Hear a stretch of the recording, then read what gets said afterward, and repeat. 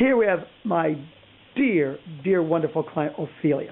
And I wonder where her dog could be right now. We'll abandon her for a moment and say, oh, her formerly crazy, crazy dog, after 3 seconds of application of science, is lying quietly right there, beautifully, healthy and happy and content, rather than destroying the house and himself.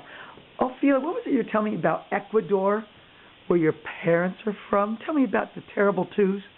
Oh, there's no such thing as the terrible twos.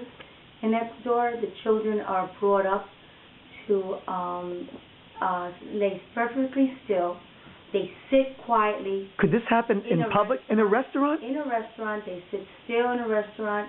They do not get up, not once, from their chair.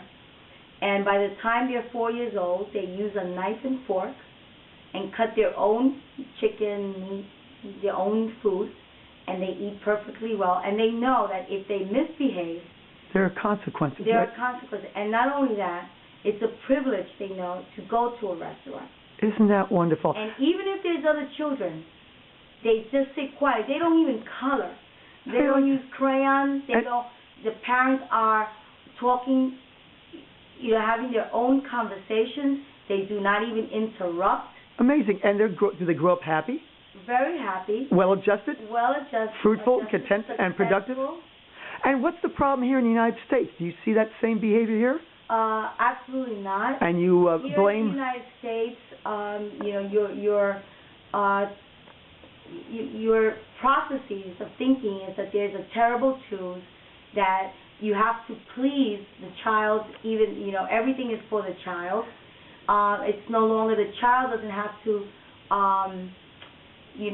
comply to the parents. The parents have to comply to the children. I see. And weren't you told that there are terrible twos in chocolate labs?